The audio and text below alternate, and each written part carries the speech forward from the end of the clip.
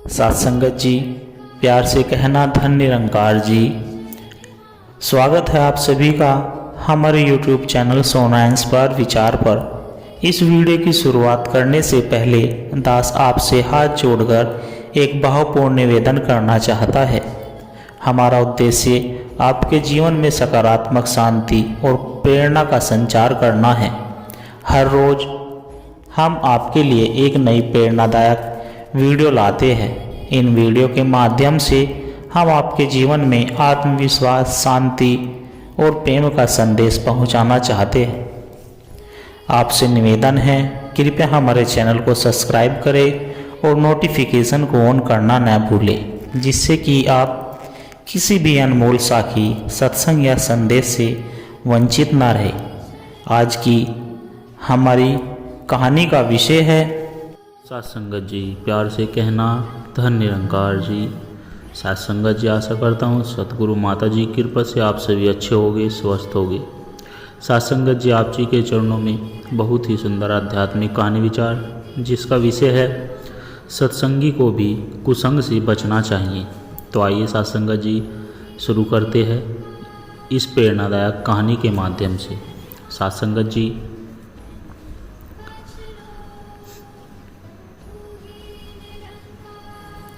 यह कथा है एक सत्संगी युवक अर्जुन की, जो बचपन से ही सत्संग, भजन और सेवा में लीन था। लेकिन जीवन के एक मोड़ पर वह कुसंग का शिकार हो गया। यह कहानी दर्शाती है कि सत्संग कितना भी गहरा क्यों न हो, यदि विवेक न हो और सावधानी न रखी जाए तो कुसंग इंसान को गिरा सकता है।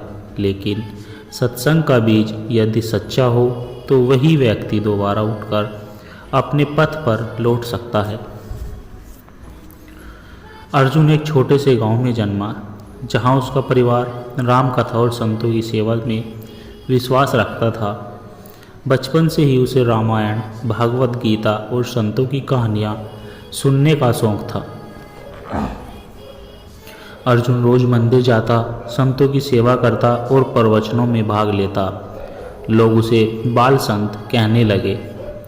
जब अर्जुन स्नातक की पढ़ाई के लिए शहर गया तो वहाँ का वातावरण बिल्कुल भिन्न था। वहाँ न तो भोजन था, वहाँ न तो भजन था, न ही सत्संग। उसके मित्र आधुनिक जीवन शैली, नशे, पार्टी और भौतिक सुखों में डूबे हुए थे। अर्जुन ने पहले तो इनसे दूरी बनाई, लेकिन धीरे धीरे वह अकेलेपन महसूस करने लगा। एक दिन उसका मित्र, एक सहपाठी जो उसे एक पार्टी में ले गया, वहाँ का माहौल चकाचौंध भरा था। शराब, संगीत, नृत्य। अर्जुन पहले असहज हुआ, लेकिन रोहित ने कहा, थोड़ा मस्ती भी जरूरी है, तू हमेशा साधु जैसा क्यों रहता है। यह बात अर्जुन के मन को चुभ गई। उसने पहली बार अपना विवेक छोड़ा और थोड़ा थोड़ा कुसंग में कदम रखने लगा। कुछ ही महीनों में अर्जुन पूरी तरह बदल गया। न भजन, न पाठ, न सेवा। उसका व्यवहार रूखा हो गया। आंखों में क्रोध, जीवन में अशांति, पढ़ाई में पिछड़ गया, माता पिता से झूठ बोलने लगा और धीरे धीरे आत्मगलनी में डूबने लगा। एक दिन वह पूरी रात नशे में था और सड़क किनारे बेहोश मिला।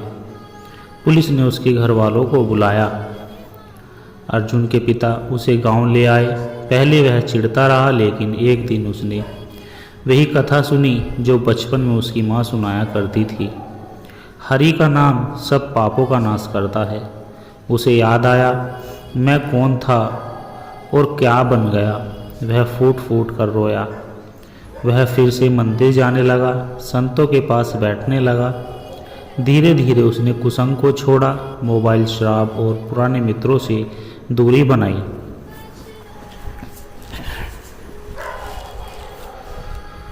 अब अर्जुन एक नया अर्जुन बन चुका था। पहले से भी अधिक श्रद्धा और विवेक से सत्संग करता। अब वह गांव में युवाओं को कुसंग से बचने के लिए सत्संग करवाता, कथा सुनाता और खुद उदाहरण बनकर जीवन जीता। उसकी जीवन यात्रा सिखाती। सत्संग हमें उठाता है परंतु कुसंग हमें गिरा सकता है। विवेक सबसे बड़ा राक्षस है, विवेक सबसे बड़ा रक्षक है। सत्संगी को हमेशा सतर्क रहना चाहिए। कुसंग कभी भी किसी को भी फंसा सकता है। सत्संग केवल सुनना नहीं, उसे जीवन में उतारना जरूरी है। यदि हम गिर भी जाए तो सत्संग से फिर से उठ सकते हैं। सत्संग जी, कुसंग का प्रभाव और सत्संग की पुकार।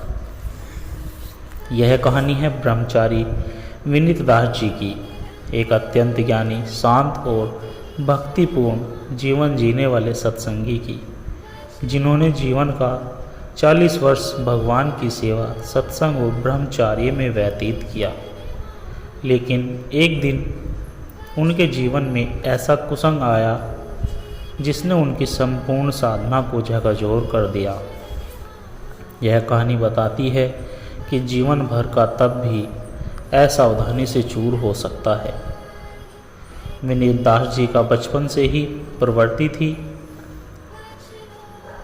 भक्ति की ओर।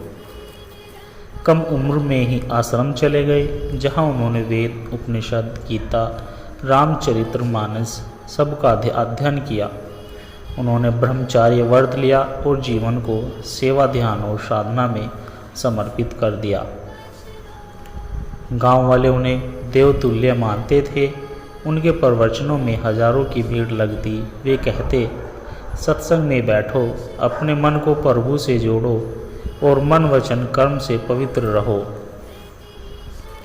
एक दिन एक बड़े व्यापारी का बेटा, जो नशे और अय्यासी का आदी था, विनीत दास जी के आश्रम में दान देने आया। पहले विनीत दास जी ने उसका तिरस्कार किया, पर धीरे धीरे वह युवक अपनी मीठी बातों और छल से विनीत दास जी का विश्वास जीतने लगा। वह उन्हें विरक्ति के लिए थोड़ा मनोरंजन जरूरी है जैसे तर्क देता। विनीत दास जी ने पहली बार जीवन में उस तर्क को स्वीकार किया। एक दिन वह युवक उनके शहर के एक कार्यक्रम में ले गया, जहां आधुनिकता, भोग विलासा और अहंकार का माहौल था। कुछ ही महीनों में विनीत दास जी का मन साधना से हटने लगा। प्रवचन कम होने लगे, ध्यान छूट गया और भीतर शांति की जगह बेचैनी आने लगी। लोगों को आश्चर्य होने लगा, यह वही ब्रह्मचारी है। अब वो अक्सर उस युवक के साथ रहते, कभी होटल, कभी क्लब, और धीरे धीरे उनका जीवन अधोगति की ओर बढ़ा। उनका तेज जो उनके चेहरे से झलकता था, अब लुप्त हो गया। एक दिन जब वह अपने कक्ष में नशे की हालत में पड़े थे, तभी एक 7 साल का बालक आश्रम में आया और बोला, बाबा जी, आज आप हमें गीता का श्लोक सुनाओ, जैसे पहले सुनाते थे। माँ कहती है कि आप भगवान के दूत हो। विनीत दास जी की आंखों में आंसू भर आए। एक बच्चे की पवित्र श्रद्धा ने उनके भीतर सोए विवेक को जगा दिया। वह शीशे में खुद को देखने गए। वहाँ उन्हें एक पतित व्यक्ति दिखा, न कि सत्संगी। विनीत दास जी ने जब सब कुछ त्याग दिया, उस व्यापारी के बेटे से सारे संबंध तोड़ दिए, पुराने मार्ग पर लौटे। अब वे पहले से भी अधिक सजग थे। कुसंग भीतर का ताप है, वह दिखाता नहीं पर जला देता है। उन्होंने अपने प्रवचनों में अब यह नई बात जोड़ दी, सत्संग वो दीप है जो हर रात को भी ज्योति में बदल सकता है, पर यदि तुम दीप के पास बैठकर आंधी को बुलाओगे तो दीप भी बुझ सकता है। अब उनका उद्देश्य केवल भक्ति नहीं बल्कि युवाओं को कुसंग से सतर्क करना भी बन गया था। सत्संग जी, ब्रह्मचारी हो या गृहस्थ, कुसंग से कोई नहीं बचा है। विवेक सत्संग का रक्षक है। एक क्षण की असावधानी वर्षों की तपस्या को डगमगा सकती है।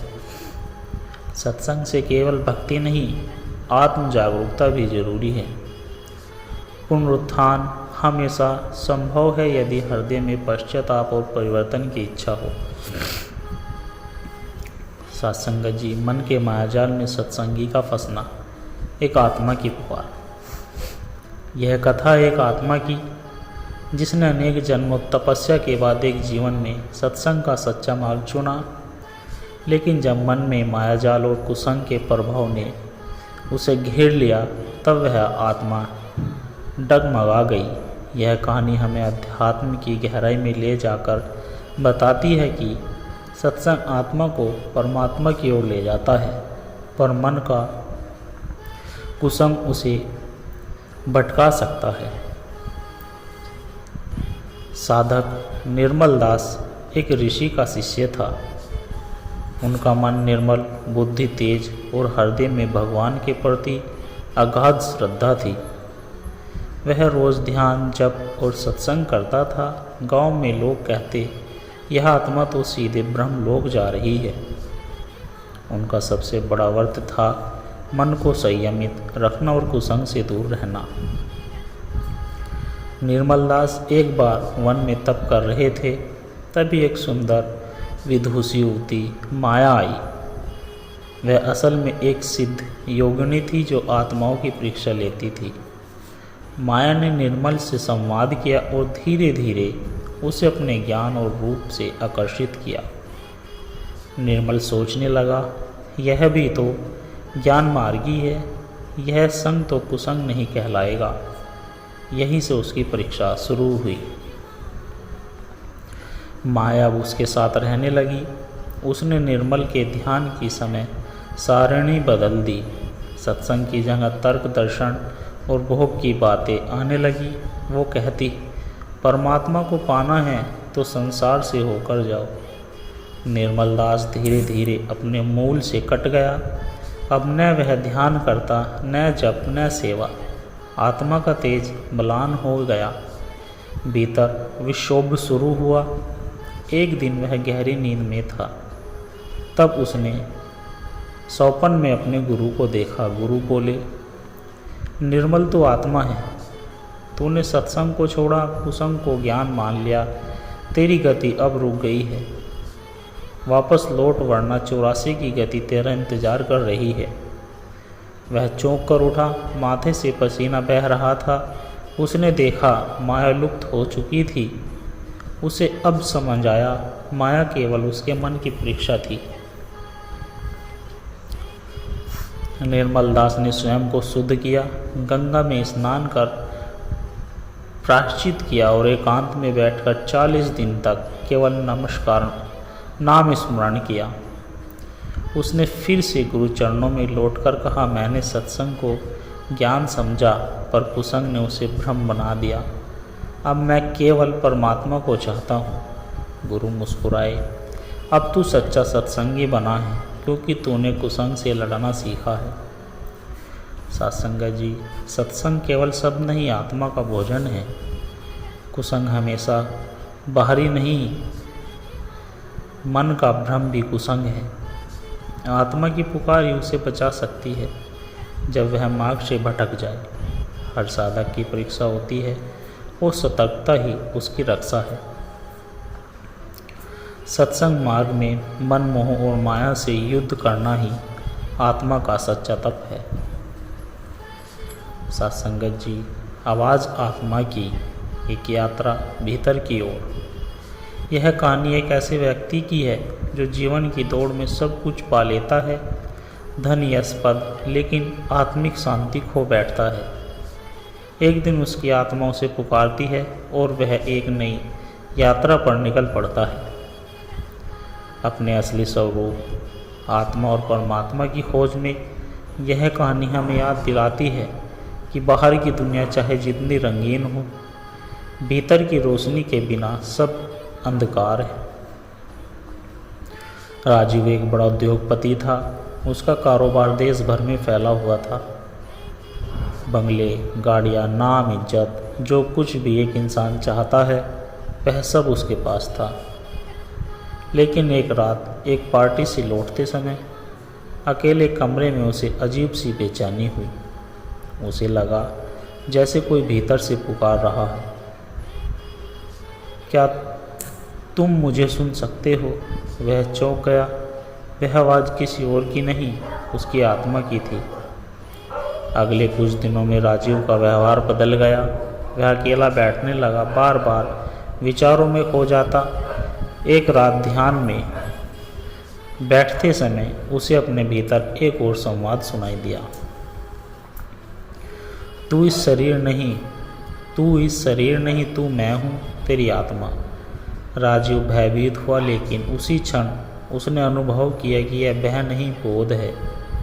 अगले ही दिन उसने फैसला लिया कि अब मुझे भीतर की यात्रा पर निकलना है। राजीव अपने कारोबार को बच्चों को सौंपकर उत्तर भारत के हिमालय की ओर निकल पड़ा। वहाँ एक शांत आश्रम में उसने प्रवेश लिया। आश्रम के गुरुदेव स्वामी तुलसीदानंद ने उसे पहले ही दिन कहा, जो बाहर जीतता है वो राजा बनता है, जो भीतर जीतता है वो ऋषि बनता है। यह बात राजीव के मन में गूंजने लगी। वह ध्यान, साधना, मौन और सेवा में लीन हो गया। जैसे जैसे वह साधना में गहराई तक गया, उसके भीतर के काम, क्रोध, लोभ, मोह और अहंकार उभरने लगे। वह घबराया, लेकिन गुरुदेव बोले, बेटा, आत्मा तक पहुंचने के लिए इन अंधेरे कोनों से गुजरना पड़ता है। ये तेरे शत्रु नहीं, तेरे मार्गदर्शक है। राजीव ने आत्ममंथन शुरू किया। हर रात वह अपने विकारों को लिखता और अगली सुबह उनकी प्रार्थना करता। एक दिन ध्यान के दौरान उसकी आंखें बंद थी, पर भीतर का प्रकाश प्रज्वलित हो उठा। उसे अनुभव हुआ कि वह शरीर नहीं, नाम नहीं, व्यवसाय नहीं, बल्कि शुद्ध चेतना है। उसे एक अद्भुत शांति ने घेर लिया। मैं आत्मा हूँ, परमात्मा का अंश। अब न कोई भय, न कोई अभाव। उसके नेत्रों से आंसू बहने लगे। वह अब बाहर से नहीं, भीतर से जीने लगा। अब राजीव महात्मा राजदास के नाम से पहचाने जाने लगा। उसने पहाड़ों में एक ध्यान केंद्र खोला, जहाँ वह आत्मा खोज की साधना करवाता, सत्संग करता और लोगों को यही सिखाता, जो बाहर भाग रहे हो, जरा रुक कर भीतर झांको। वहाँ वो बैठा है जो अनंत है, अडोल है और तुम्हारा अपना है, परमात्मा। सत्संगत जी, आत्मा की आवाज़ हमेशा आती है, लेकिन हम बाहर के शोर में उसे सुन नहीं पाते हैं। असली यात्रा बाहर नहीं, भीतर की होती है। सत्संग, साधना, मौन और सेवा, ये आत्मा तक पहुंचाने की सीढ़ियाँ है। बाहर का त्याग जरूरी नहीं, पर भीतर की चुप्पी जरूरी है। जब तक आत्मा का साक्षात्कार न हो, जीवन अधूरा है। सत्संगत जी, दास के द्वारा कहे गए प्रेरणादायक कहानी विचार यदि आप जी को अच्छे लगे हो तो वीडियो को लाइक करें, शेयर करें और कमेंट में धन्य निरंकार जी जरूर लिखें। और दास के चैनल सोना इंस्पायर विचार को सब्सक्राइब जरूर कर दे और दास को आशीर्वाद दे कि हर रोज़ आप जी के चरणों में ऐसी ही एक प्रेरणादायक कहानी लेकर आता रहूं। सत्संगत जी, प्यार से कहना, धन्य निरंकार जी।